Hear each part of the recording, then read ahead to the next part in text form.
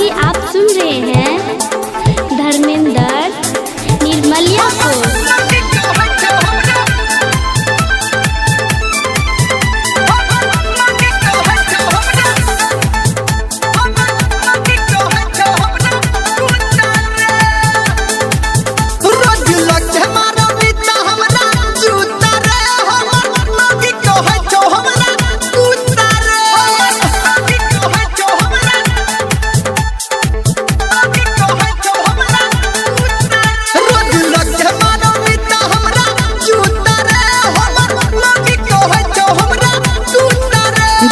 छोलनी देखाबो उत बेला ना देखाबो हमरा मारे छो खाली उत हुथा रे लगे मारो मिता हमरा जूता रे हमर मगी कहे छो हमरा कुत्ता रे रोज लगे मारो मिता हमरा जूता रे हमर मगी कहे छो हमरा कुत्ता रे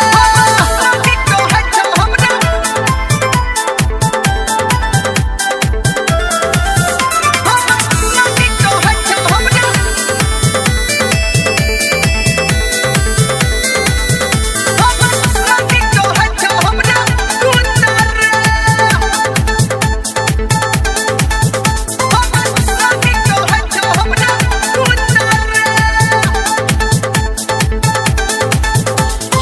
करे छियै हम टहल रे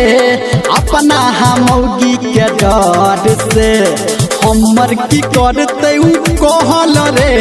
सपना लागलिए है बर से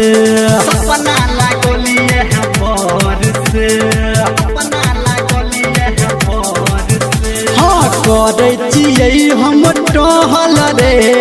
अपना हमौगी के डर से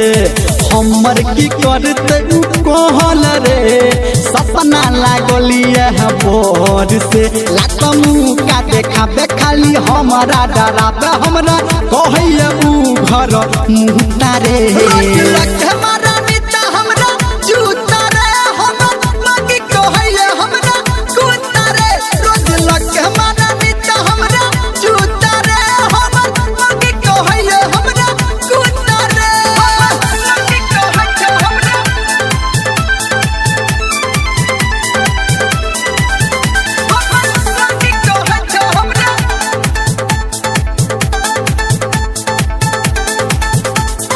सास ससुर हमर बुझैया करे नहीं एकरा हमानहर कहो धर्मेंद्र निर्मलिया मारैया हमरा हतानहर मारैया हमरा हतानहर मारैया हमरा हतानहर सास ससुर हमर बुझैया करे नहीं एकरा हमानहर कहो धर्मेंद्र निर्मलिया मारैया हमरा हतानहर राइटर संतु बुझाबे हमरा रात में दौड़ाबे हमरा हो जा छो मिटा है कुथा रे रोज लगे